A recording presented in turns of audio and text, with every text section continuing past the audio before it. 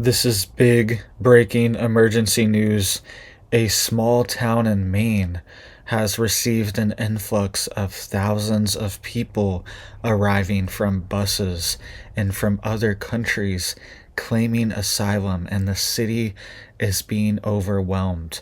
They are also building dozens and dozens of apartment complexes throughout the city as well to house the new arrivals, and citizens are upset about it. So let's get into the details here. Really quick, guys, please just hit that like and hit that subscribe.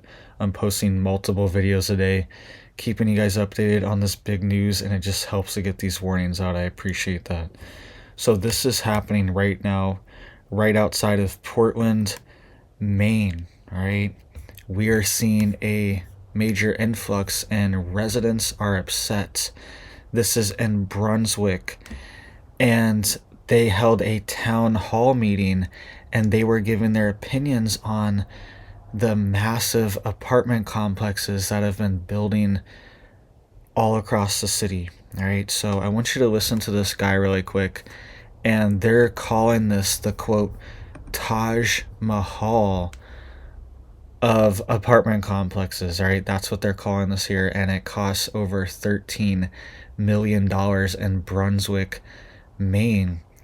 These complexes that have been built, and people are being allowed to live in there for 2 years rent free, and people are upset because this benefit is not available to residents that have already been living there. Listen to this guy here who was at a city council meeting in Brunswick, Maine, and then I will give you more details of what's going on there. This housing crisis is pathetic. You guys are listening to the state. You have all these houses being built. That's discrimination in my eyes. And I wanted to know if you guys had your lawyer here, because my cousin, my ex-wife, my friend, my black friend, my white friend, any friend, they have to follow the standards of this. If they want to go to a place in Brunswick, they need 3 years tax returns, first month, last month, Social Security, this, that, and it's a battle. Nobody can live. But now you're just going to fill these houses full of people that don't have any of that. They're not even from here. I hate to say it. Half of them are illegal because they came across the border, not through the port of entry. Some may be legal. Well, if they're legal and they got a job and they're paying their taxes and they're paying their bills and they got 3 months proof of this and that, so what's going on? Do I work too much? What's the discrimination factor? Where's, like I said in that last meeting, nobody got a hold of me, where is my 2 years free stuff? All right, so that's what residents are saying right now in Brunswick, Maine. They're upset, and they're saying that I can't get approved for housing myself. My family members cannot get approved for housing, and they're upset because people are showing up and they're getting instant approval for housing here. Okay, and they've also built a 60 apartment complex for $13 million specifically for asylum seekers to live 2 years rent free. And it says here that there are currently 180 apartment complexes in Brunswick Landing that are available to rent as well, primarily to migrant households. It says a 1-bedroom unit costs $1,800 a month, while a 2-bedroom costs $2,300 a month for other people. All right, so if citizens are renting this, that's how much it costs there. But this asylum program, they're able to get it for free. It says the new buildings for asylum seekers will allow residents to live rent-free for up to 2 years while they obtain work permits. Then, if they obtain a job that pays half the average local salary of $60,000, they will only have to pay a third of the rental price. It boils down to a monthly cost of around $500 for a 1-bedroom and $690 for a 2-bedroom. So they are allowed to get 2 years of rent free, and then after 2 years, they are able to get reduced rent payments where they only have to pay a third of the rental price. All right, $690 for a 2 bedroom, and it's typically $2,300. It says the state has also set around $2 million to cover rent at the properties for 2 years. And it says this is what another resident was saying, Lisa Tromboli. She said, quote, "How can we give housing to anyone other than our Brunswick residents first? You need to take a look at the needs of our current residents. If we don't have a plan to take care of the residents, we shouldn't be inviting them to come. No matter where they come from, we can't afford to do it." That's what Lisa said from Brunswick, Maine, which is a small town outside of Portland, right? There's only a little bit over 1 million people that live in Maine altogether, right? This is a unpopulated state, and they're having a major influx of people, and it's straining the housing, it's straining the resources. This is happening in Springfield as well too. There's a housing crisis there, and housing prices are skyrocketing because there's a external pressure of new people moving to the city, right? And this is happening all across the country.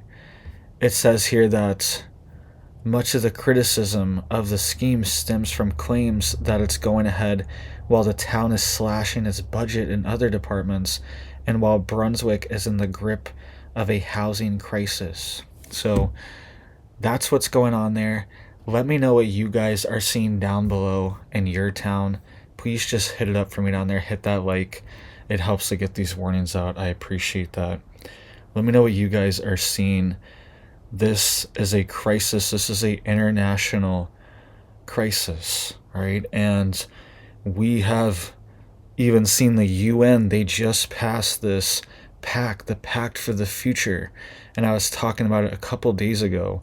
These congressmen were warning that this could allow the UN to take over the United States during certain emergencies, and allows them to declare certain emergencies, right? And this could potentially even be one of the emergencies that they declare, right? They've already said this is an international refugee crisis, all the people that are moving around the world right now. And they could declare an emergency for this crisis and potentially have sovereignty over the situation as well, the UN, and potentially even the World Health Organization. It allows them for things like the climate, things like a health emergency, okay, public emergency, supply chain emergency. There's multiple different things that this Pact for the Future covers, and they are trying to solidify it into law in the United States. And this could be one of the things where the UN activates its powers to take over, is this migration crisis as well. So let me know what you guys think. All right, this is another city in the US that is being overwhelmed from this crisis, okay? And there's only 21,000 people that live in Brunswick, right? It's not a big town. They do not have a lot of resources, and they actually have been crowdfunding resources as well too. There was a crowdfunding campaign for private funds to help build part of this apartment complex. Some of it was public funds, some of it private funds, this migrant apartment complex. And they were also raising funds for furniture for them as well too. Okay, they raised $70,000, I believe, to put furniture in all the housing as well. So that's what's going on there. Boots on the ground. Residents are concerned, and they just feel like they're not getting their fair share. Okay, and a lot of people are struggling right now. Okay, my dad lived off of Social Security and VA disability before he passed away, and it was hard. It's hard to live that way.